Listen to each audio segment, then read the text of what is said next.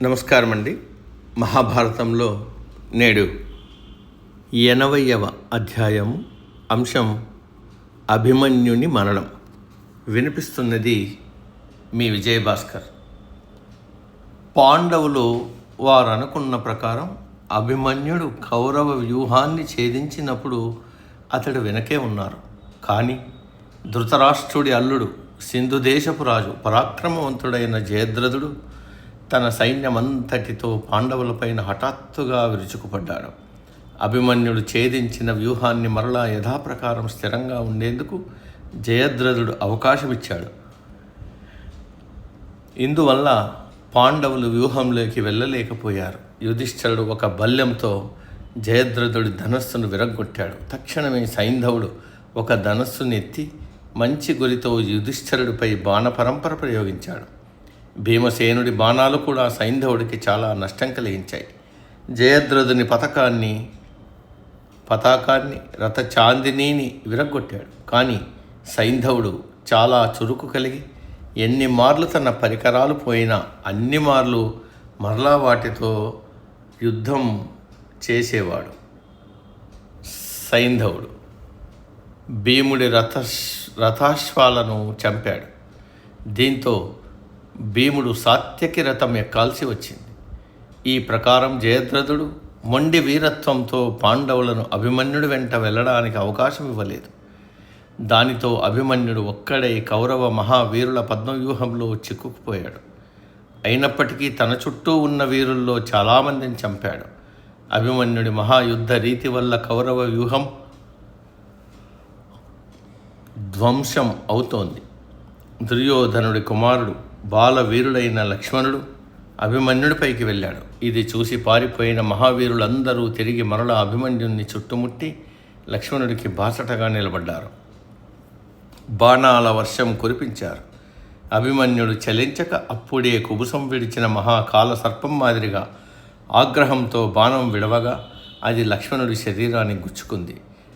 అది నాసిక బ్రుకుటికి తగిలి లక్ష్మణుడు అక్కడికక్కడే మరణించాడు. కౌరవ సైన్యం తీవ్ర విచారంలో మునిగిపోయింది.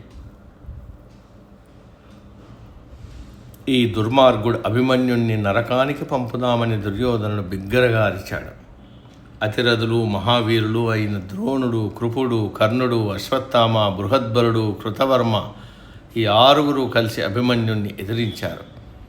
ద్రోణుడు, ఈ యోధుడి కవచాన్ని మనం ఛేదించలేము. గురి చూసి బాణాలతో గుర్రపు పగ్గాలను తెగ్గొట్టండి.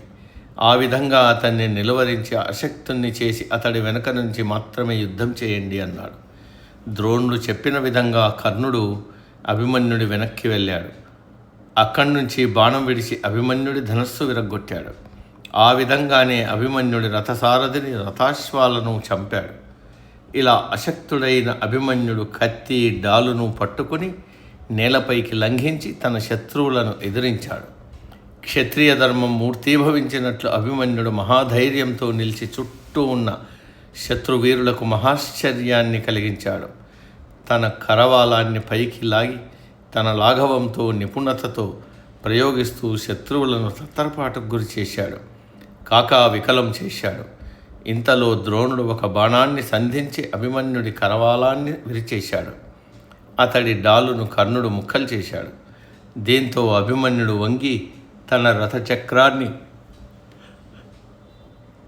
చేతబట్టుకుని చక్రంలా తిప్పుతూ శత్రువులను ఎదుర్కొన్నాడు. రథచక్రాన్ని తిప్పుతున్నప్పుడు ధూళి లేచి అక్కడ కప్పేసింది.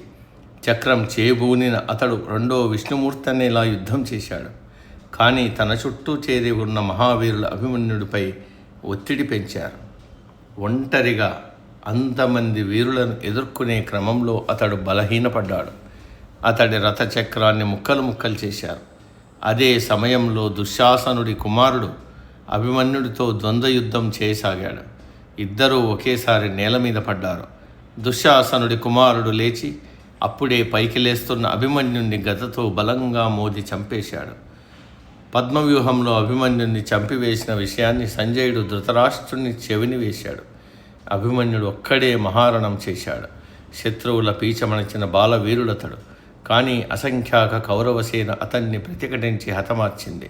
అడవి జంతువును చంపి దాని చుట్టూ మూగి ఆనందించినట్లు కౌరవ వీరులంతా ఆ బాలవీరుడు మృతదేహం చుట్టూ తిరిగి ఆనందిస్తూ నృత్యం చేశారు.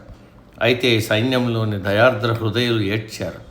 మాంసభక్ష పక్షులు కూడా తమ జాతి పక్షి చనిపోతే దాని చుట్టూ తిరుగుతూ విచార శబ్దాలు చేస్తాయి. కానీ వీరు దారుణంగా వ్యవహరించారని తెలిపాడు సంజయుడు.